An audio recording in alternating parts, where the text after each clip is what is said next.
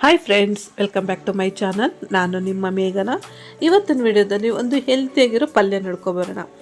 ಏನಪ್ಪ ಅಂತಂದ್ರೆ ಅದು ಹೆಸರು ಕಾಳಿಂದ ಪಲ್ಯ ಮಾಡೋದು. ಈ ಮೊಳಕೆ ಕಾಳು ನಾವು ಡೈಲಿ ತಿನ್ನೋದ್ರಿಂದ ನಮಗೆ ವಿಟಮಿನ್ ಡಿ ಇಂಪ್ರೂವ್ ಆಗುತ್ತೆ ಮತ್ತು ಹೆಲ್ತಿಗೆ ತುಂಬಾ ಬೆನಿಫಿಟ್ಸು. ಬನ್ನಿ ಯಾವ ರೀತಿ ಮಾಡೋದು ಅಂತ ನೋಡ್ಕೊಬರೋಣ. ಇಲ್ಲಿ ನಾನು 1 ಕಪ್ ಆಗೋಷ್ಟು ಹೆಸರು ಕಾಳು ಮೊಳಕೆ ಕಾಳು ತೊಗೊಂಡಿದ್ದೀನಿ. ನಾನು ನೀವು ಬೆಳಗ್ಗೆ ನೆನೆಸ್ಬಿಟ್ಟು ನೈಟನ್ನು ಈ ಥರ ಒಂದು ಸೋರೋ ಬೇಸರಲ್ಲಿ ಹಾಕ್ಬಿಟ್ರೆ ನಿಮಗೆ ಈ ಥರ ನೀಟಾಗಿ ನಿಮಗೆ ಮೊಳಕೆ ಕಾಳು ರೆಡಿ ಆಗುತ್ತೆ ಬೆಳಗ್ಗೆ ಆಗೋಷ್ಟೊತ್ತಿಗೆ.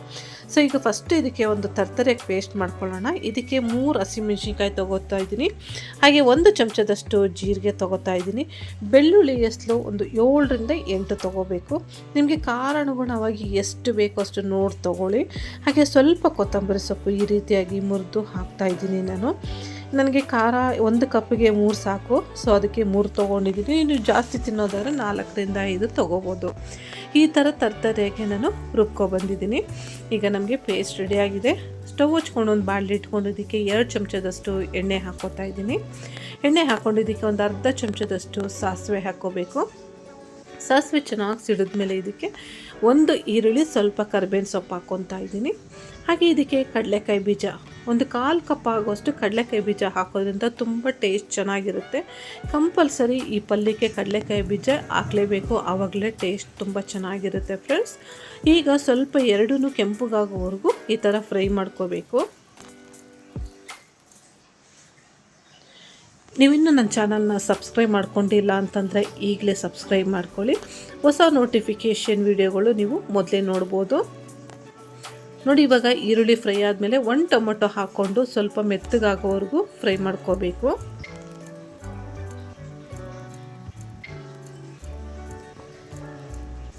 ಈಗ ನೋಡಿ ಫ್ರೆಂಡ್ಸ್, ಇದಕ್ಕೆ ಅರ್ಧ ಚಮಚದಷ್ಟು ಅರಿಶಿನ ಪುಡಿ, ರುಚಿಗೆ ತಕ್ಕಷ್ಟು ಉಪ್ಪು ಹಾಕ್ಕೊಂಡು ಚೆನ್ನಾಗಿ ಒಂದು ಮಿಕ್ಸ್ ಮಾಡ್ಕೋಬೇಕು. ನೋಡಿ, ಇವಾಗ ಎಲ್ಲ ಚೆನ್ನಾಗಿ ಮಿಕ್ಸ್ ಆಗಿದೆ. ನಾವು ಫಸ್ಟೇ ರುಬ್ಕೊಂಡಿದ್ದೀವಲ್ಲ ಈ ಪೇಸ್ಟ್ನ ಹಾಕ್ಕೊತಾ ಇದ್ದೀವಿ.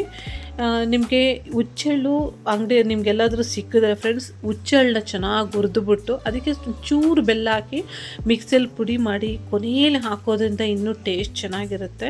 ನಾನಿಲ್ಲಿ ಒಂದು 2-3 ಅಂಗಡಿಯಲ್ಲಿ ಹುಡುಕ್ದೆ, ಸಿಗಲಿಲ್ಲ. ಸೊ ಅದು ಹಾಕಿದ್ರೆ ಈ ಪಲ್ಯಕ್ಕೆ ಅನ್ನೋದು ತುಂಬ ರುಚಿ ಚೆನ್ನಾಗಿರುತ್ತೆ.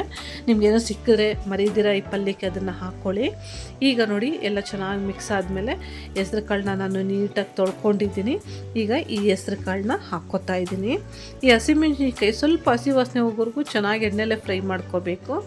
ನೋಡಿ, ಇವಾಗ ಈ ಹೆಸರು ಕಾಳನ್ನ ಹಾಕ್ಕೊಂಡು ಒಂದು ಸತಿ ಮಿಕ್ಸ್ ಮಾಡ್ಕೊಳ್ಳೋಣ. ಇದನ್ನು ಮಿಕ್ಸ್ ಮಾಡಿಕೊಂಡು ಲಿಡ್ನ ಕ್ಲೋಸ್ ಮಾಡಿಕೊಂಡು ಒಂದು 2-3 ನಿಮಿಷ ಬೇಯಿಸ್ಕೋಬೇಕು. ನೋಡಿ, ಈ ಥರ ಚೆನ್ನಾಗಿ ಮಿಕ್ಸ್ ಮಾಡ್ಕೋಬೇಕು. ಇದು ಪಲ್ಯಕ್ಕೆ ಅನ್ನದ ಜೊತೆಗೆಲ್ಲ ತುಂಬ ಚೆನ್ನಾಗಿರುತ್ತೆ. ಹಾಗೆ ಸೈಡ್ ಡಿಶ್ಗೆ ಬೇಕು ಅಂತಂದ್ರೂ ಕೂಡ ಈ ರೀತಿ ಮಾಡ್ಕೋಬೋದು. ಈ ಮೊಳಕೆ ಕಾಳು, ಹೆಸ್ರು ಕಾಳು ಅಂತಂದರೆ ನಮ್ಮ ದೇಹ ಕೂಡ ತುಂಬಾ ತಂಪು ಫ್ರೆಂಡ್ಸ್. ಈಗ ಲಿಡ್ನ ಕ್ಲೋಸ್ ಮಾಡ್ಕೊಂಡಿದ್ದೀನಿ. ಈಗ 3 ನಿಮಿಷ ಆದಮೇಲೆ ಮತ್ತೆ ಲಿಡ್ನ ಓಪನ್ ಮಾಡಿದ್ದೀನಿ ನಾನು. ಸೊ ಇದಕ್ಕೆ ಮಿಕ್ಸಿಯಲ್ಲಿ ಅದೇ ಜಾರ್ನಲ್ಲಿ ನಾನು ಒಂದು ಅರ್ಧ ಕಪ್ ಆಗೋಷ್ಟು ನೀರು ಹಾಕ್ಕೊಂಡಿದ್ದೀನಿ. ನೀರು ಹಾಕ್ಕೊಂಡು ಪುನಃ ಇದನ್ನು ಒಂದು 5 ನಿಮಿಷ ಇದನ್ನು ಬೇಯಿಸ್ಕೋಬೇಕು. ಆವಾಗವಾಗ ಮಿಕ್ಸ್ ಮಾಡ್ತಾನೆ ಇರಬೇಕು ಫ್ರೆಂಡ್ಸ್. ನಾವು ತಿಂತೀವಲ್ಲ, ಆ ಕಡಲೆಕಾಯಿ ಬೀಜ ಫ್ಲೇವರು ತುಂಬಾ ಚೆನ್ನಾಗಿರುತ್ತೆ. ಖಂಡಿತ ಈ ರೆಸಿಪಿನ ನೀವು ಮನೇಲಿ ಒಂದು ಸತಿ ಟ್ರೈ ಮಾಡಿ, ಎಲ್ಲರೂ ಇಷ್ಟಪಟ್ಟು ತಿಂತಾರೆ. ಸೊ ಇವಾಗ ನಮಗೆ ಹೆಸ್ರು ಕಾಳು ಮೊಳಕೆ ಕಾಳಿನ ಪಲ್ಯ ರೆಡಿಯಾಗಿದೆ. ಕೊನೆಯಲ್ಲಿ ಸ್ವಲ್ಪ ಕೊತ್ತಂಬರಿ ಸೊಪ್ಪು ಹಾಕೋತಾ ಇದ್ದೀನಿ. ಹಾಕ್ಕೊಂಡು ಮಿಕ್ಸ್ ಮಾಡಿಕೊಟ್ಟು ಬಿಸಿ ಬಿಸಿ ಚಪಾತಿಗೆ ಇಲ್ಲ ಅನ್ನ ರಸ ಮಾಡಿದಾಗ ಸೈಡ್ ಡಿಶ್ಶಿಗಂತೂ ತುಂಬ ಸೂಪರಾಗಿರುತ್ತೆ. ನೋಡ್ಕೊಂಡ್ರಲ್ಲ ಯಾವ ರೀತಿ ಮಾಡೋದು ಅಂತಂದ್ಬಿಟ್ಟು. ಇದಕ್ಕೆ ಇಲ್ಲಿ ನಾನು ಈ ಪಲ್ಯಕ್ಕೆ ಗೋಧಿ ದೋಸೆ ಮಾಡಿದ್ದೀನಿ ಬಿಸಿ ಬಿಸಿ.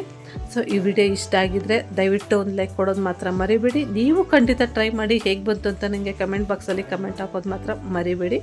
ಮುಂದಿನ ವಿಡಿಯೋದಲ್ಲಿ ಸಿಗೋಣ ಫ್ರೆಂಡ್ಸ್.